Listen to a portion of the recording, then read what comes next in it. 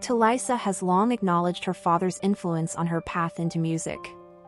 During an appearance on Fern Cotton's Happy Place podcast, she spoke warmly of the moments that first ignited her passion for performing. She recounted how, as a child, she would join her father in his small recording studio in Dollis Hill. "He used to take me there when he was working," she said. "He put me in front of the mic when I was just 5 years old. I was singing songs from The Little Mermaid. From that moment, I knew there was nothing else in life I wanted more." Fans of "I'm a Celebrity, Get Me Out of Here" were surprised to discover Tulisa's musical heritage when she appeared on the show. Many did not know that her father had once played keys for Mungo Jerry, a group founded by Ray Dorset in 1970, whose sunny hit in the summertime became a timeless classic. This revelation sparked fascination among viewers who eagerly shared trivia about the Contostavlos family's musical roots. Many took to social media to express their surprise. "Did you know Tulisa's dad was in Mungo Jerry?" one fan wrote. Another added, "I had no idea that Tulisa and Dappy's uncle were part of that band." Music runs deep in the Contostavlos family tree.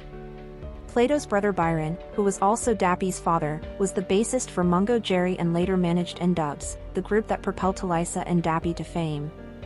The family's story traces back to Africa, where they lived before relocating to London in the 1970s. They settled in Braunsbury, an affluent area of northwest London, where they shared a spacious 6-bedroom home.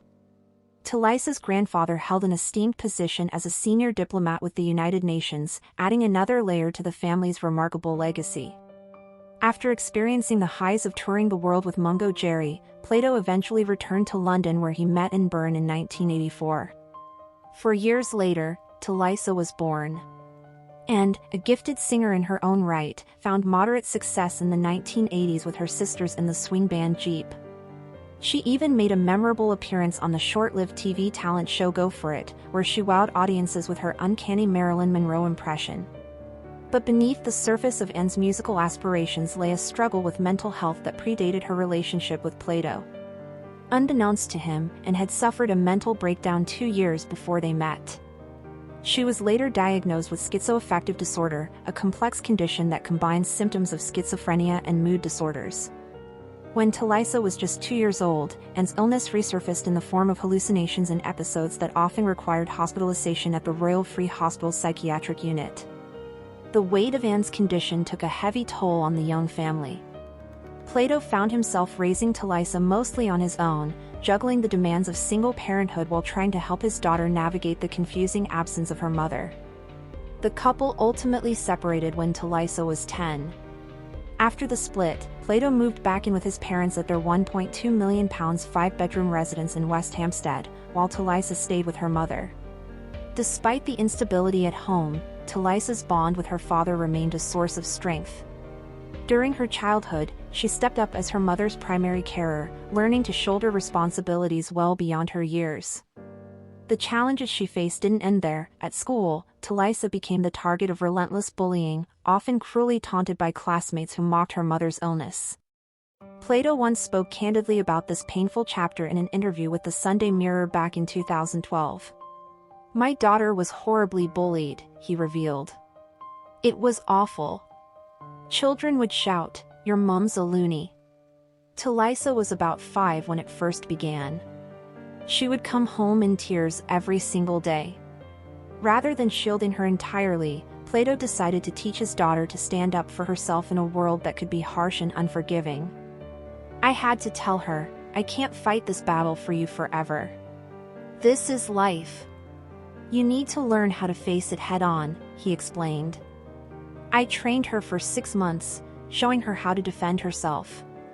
His lessons paid off sooner than he expected. One day, when Tulisa was around 7 years old, she came home with a story that made Plato realize his tough love approach had worked. She came back from school and said, "Dad, I knocked one of them out." "You were right, I had to do it," Plato recalled. "It had to be done." The misery that child endured at school was unimaginable. She was terrified every day she stepped through those gates. This resilience, learned early and tested often, shaped Tulisa into the strong, outspoken woman she is today. In every public tribute, every interview, and every heartfelt song, echoes of her father's influence remain.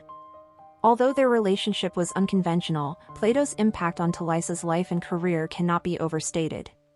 His passing marks the end of a chapter for a family whose story has always been marked by music, resilience, and an unbreakable bond that transcends hardship.